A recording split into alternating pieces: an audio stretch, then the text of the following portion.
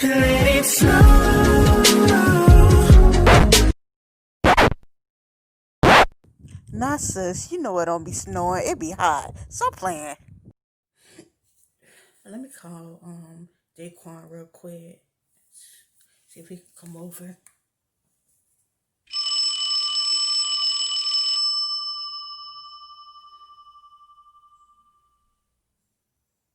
Guess he ain't answering. Probably with Keisha. Let me just text him real quick.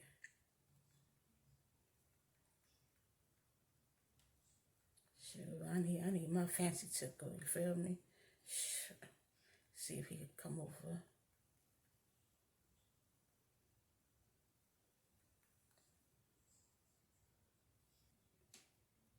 I'll just wait till he texts back. Hey everybody, my name is Tay and welcome back to my channel Inspire Me, where I talk about current or relatable topics all from a godly perspective. And today's topic is called, are you so desperate that you're allowing what you once denied? Now, what made me talk about this is it goes to scripture. I read it and yeah, that prompted me to talk about it. And I'm not gonna read it because it's the whole chapter. It's too long. So, but it's gonna come from 1 Samuel, the 28th chapter.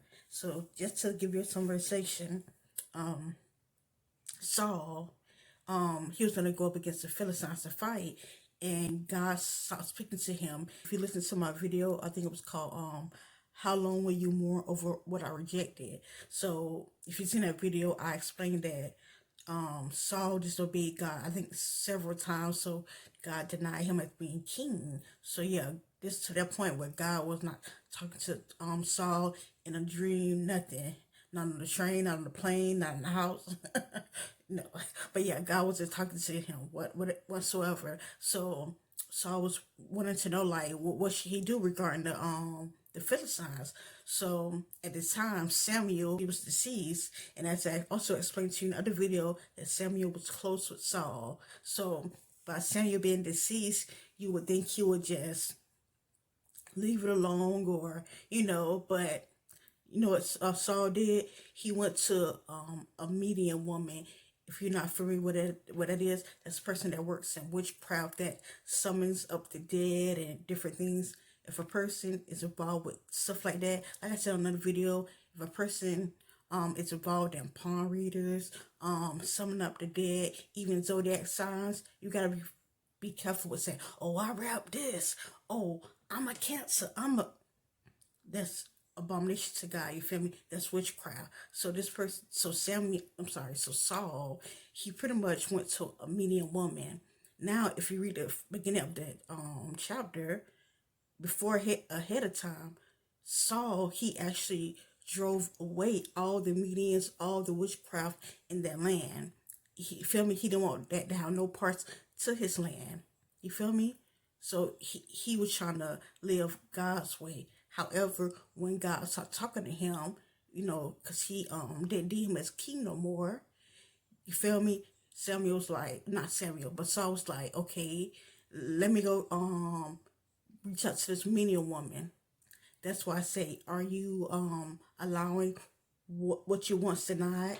And what I mean by that is, like, say for instance, if you was in a toxic relationship, like, you feel me? I'm not talking about, okay, say for instance, you finally got the strength to leave. You know they're toxic, and you just know whether they broke up with you, you feel me, did they own thing, or whether you just came to your wisdom and knowing your worth, you feel me? Now all of a sudden, you're bored one night, you feel me? Or a person that takes you out the blue, oh, hey, big head. Or, you feel me, when it's Corona hit, you feel me? When people have to stay in their houses and you don't have nobody hitting up your phone. Oh, now all of a sudden you want to call such and such. But you know, such and such was toxic, you feel me? You know, such and such only want one thing. You know, such and such is not your God ordained spouse, you feel me? But you're so desperate, you feel me? I know because I was there, you feel me? Like, even if you feel like you might be in a mood or such and such, whatever the case might be, that will fade away, that will go away, you feel me? Don't try to jump so quick to the flesh, because your flesh won't temporary gratification, you feel me? you have to realize the feeling is temporarily, but the after effect, it lasts a lifetime. You feel me? So is it worth it? But yeah, after Samuel, as you read, it says that Saul disguised himself. You feel me? So pretty much he know that he originally drove out those unclean spirits. You feel me? Those familiar spirits, and familiar spirits are the spirits of witchcraft and palm readers and sorcerers and all that stuff. He originally drove them out, so he had to disguise himself so the lady didn't know who he was. But if you read, Saul didn't have to show himself, take off his disguise. Time she called up and see Samuel, she knew that he was connected with Saul. You feel me? Say for instance, if you feel me, you could be a good person or a decent person, but if you're constantly hanging around a person that's bad, you feel me, that's always in trouble, it's like, oh yeah, I know this person, yeah, this person's in trouble, and then you always associated with them, they're gonna think that, you feel me, that you're like that because you hang around that person 9 times out of 10. You feel me? So the exact same way with the situation. Even if Saul did not disguise, I'm sorry, even if his disguise did not fall off or whatever the case might be, the meeting lady still knew that it was Saul because she saw Samuel. You feel me? So yeah. And then also too, when Samuel finally came up, you feel me? And he was like asking Saul, why is you disturbing me pretty much from out of my sleep? Sit like that. You feel me? And Saul was like, telling him like, God not talking to me no more, and this and then I was pretty much trying to inquire about you. When Samuel had to say, shoot, what you asking me for? You seeing that God ain't talking to you. What you asking me? I felt like Samuel when I read that, you feel me? Like shoot, like what you asking me for then? But yeah, that's what Samuel had to say to Saul, and then Saul was like, oh, I'm sorry, Samuel had to say, since you did that thing, since you pretty much called me up, you feel me, summoned me up, but goodness will that God don't like, all that witchcraft going on, but because you originally drove it out of the area, out of the land, because you know that God opposed it. Now all of a sudden you're desperate, you feel me? You're bored, you're lonely, you want company, you want some type of gratification, you feel me? You want an answer. Now you're pretty much doing the exact same thing that you once denied. You feel me?